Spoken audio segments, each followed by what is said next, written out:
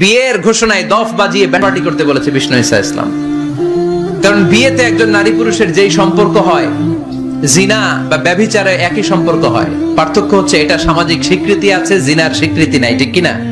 এজন্য বিয়ে গোপন করে করা যায় না, এটা অ্যানাউন্স করে করতে হয়।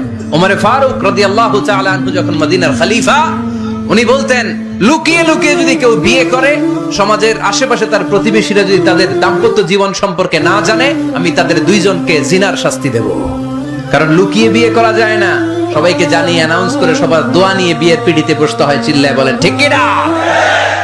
এজন্য ইসলাম শুধু হারাম বলে জিকির করে নাই, যেখানেই হারাম তার বিপরীতে ইসলাম হালালের বিকল্প দিয়েছে, ঠিক কি না? এই নিয়মটা বুঝতে পারছেন? সবার কাছে ক্লিয়ার? 4 নাম্বার মূলনীতি হচ্ছে, ইসলাম যেই জিনিসটাকে হারাম বলেছে তার পেছনে লজিক আছে, যুক্তি আছে, কারণ আছে।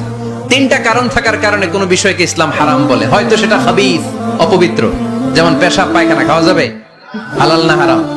কারণ এটা অপবিত্র, ঠিক কিনা? 2 নাম্বার হচ্ছে মুদের, এটা ক্ষতিকর, ইয়াবা খাওয়া, গাঞ্জা খাওয়া, সিগারেট খাওয়া, হ্যাঁ, স্মোকিং কজেস ক্যান্সার। ধূমপানে কি হয়? কর্কট রোগ হয়। পৃথিবীতে এই একমাত্র খাবার যেটা টয়লেটে ঢুকে খাওয়া যায়।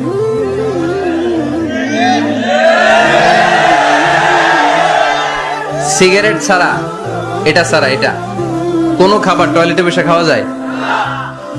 সিগারেটই পৃথিবীর একমাত্র খাবার যেই খাবারের প্যাকেটের উপর এই খাবারের বদনাম লেখা থাকে।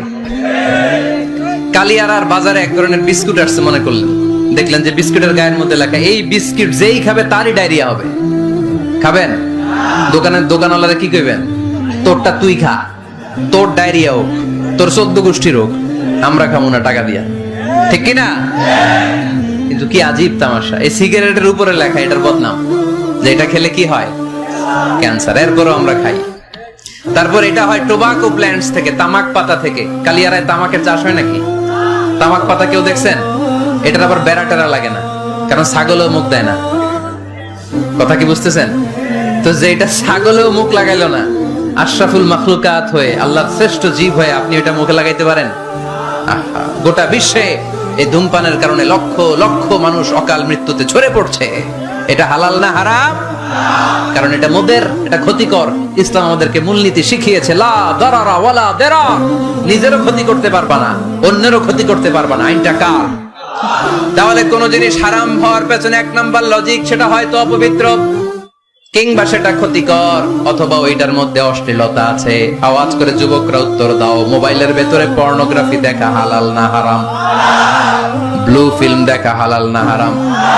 নেকেড ভিডিও দেখা হালাল না হারাম? কারণ এটা অশ্লীল, ঠিক কিনা? তাহলে যেটা হারাম, 3টা কারণে কোন জিনিসকে ইসলাম হারাম বলে অ্যানাউন্স করেছে। হয় এটা অপবিত্র, নয় ওইটা ক্ষতিকর, নয় ওইটা অশ্লীল। কয়টা? হয় অপবিত্র, অথবা ক্ষতিকর, অথবা অশ্লীল। পৃথিবীতে যত জিনিসকে ইসলাম হারাম বলে ঘোষণা করেছে তার প্রত্যেকটার মধ্যে 3টার কোনো না কোনো একটা আছে না নাই?